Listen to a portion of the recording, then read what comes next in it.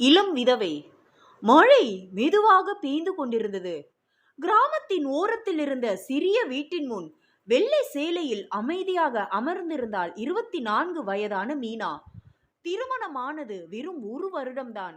ஆனால் ஒரு சாலை விபத்தில் கணவன் அருணை இழந்த பிறகு அவளது வாழ்க்கையே இருளாக மாறிவிட்டது. இளம் விதவை என்ற பெயர் அவளது வயதை விட பெரிய சுமையாக இருந்தது. அருண் உயிரோடு இருந்தபொழுது அந்த வீடு சிரிப்பால் நிறைந்திருந்தது. இன்று அதே வீட்டில் அமைதியும் நினைவுகளும் மட்டுமே. கிராமத்தில் சிலர் அவளை பார்த்து இறக்கப்பட்டனர். சிலர் அவளை தவிர்த்தனர். சிலர் தேவையில்லாமல் பேசினர்.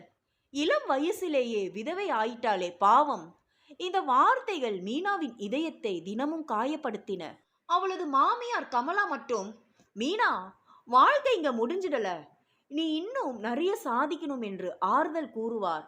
அருணின் ஆசை என்ன தெரியுமா? நீ ஆசிரியையாகணும் என்பதுதான். அந்த ஆசையை நிறைவேற்ற வேண்டும் என்று முடிவு செய்தாள் மீனா.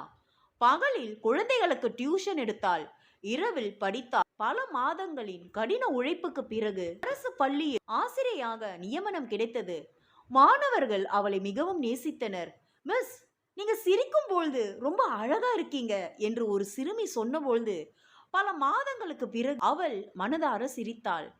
ஆனால் வாழ்க்கை எப்பொழுதும் சோதனைகள் நிறுத்தவில்லை. ஒரு நாள் பள்ளிக்கு செல்லும் பொழுது சிலர் அவளை பற்றி தவறாக பேசிக் கொண்டிருந்தனர். விதவைதான, இப்படி வேலைக்கு போகிறாளே. அந்த வார்த்தைகள் அவளை கண்ணீர் வடிக்க வைத்தன. ஆனால் அவள் தளரவில்லை. என் வாழ்க்கையை நான் வாழணும், மற்றவர்களின் வார்த்தைகளால் நான் உடைய மாட்டேன் என்று மனதில் உறுதி கொண்டாள். காலம் நகர்ந்தது. ஒரு நாள் பள்ளியில் புதிய தலைமை ஆசிரியராக கார்த்திக் வந்தார். அவர் அனைவரிடமும் மரியாதையாக நடந்து கொண்டார்.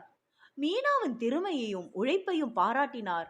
ஒரு நாள் பள்ளி விழா முடிந்த பிறகு அவர் கேட்டார், மீனா மேடம், உங்களிடம் ஒரு விஷயம் பேசலாமா? சொல்லுங்க சார். நீங்க வாழ்க்கையை தனியா சுமக்கிறீங்க. உங்களை நான் மிகவும் மதிக்கின்றேன்.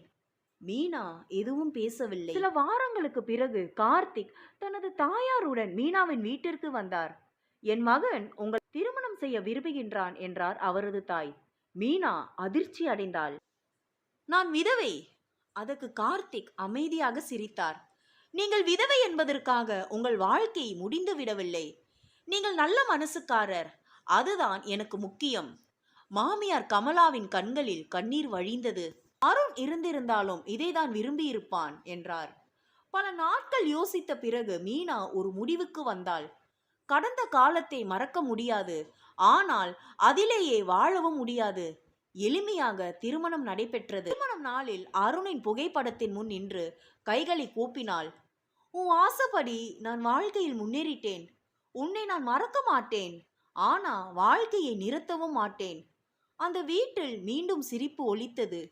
சில ஆண்டுகளுக்கு பிறகு மீனா கிராமத்தின் சிறந்த ஆசிரியர்களில் ஒருவராக பெயர் பெற்றாள். பல பெண்களுக்கு தன்னம்பிக்கை முன்னுதாரணமாக மாறினாள். ஒரு நிகழ்ச்சியில் அவர் கூறிய வார்த்தைகள் அனைவரின் மனதையும் தொட்டன. வாழ்க்கையில் இழப்புகள் வரலாம், ஆனால் நம்பிக்கையையும் தைரியத்தையும் இழக்காதவர்கள் ஒரு நாள் புதிய விடியலை கண்டே தீருவார்கள். ஒரு பெண்ணின் வாழ்க்கையை அவளது துயரம் முடிவு செய்யாது, அவளது தைரியம்தான் முடிவு செய்யும். அந்த அரங்கம் முழுவதும் கரகோஷம் எழுந்தது. யாருக்கெல்லாம் இந்த ஸ்டோரி பிடிச்சிருக்கோ இதை லைக் பண்ணி சப்ஸ்கிரைப் பண்ணுங்க. தேங்க்யூ.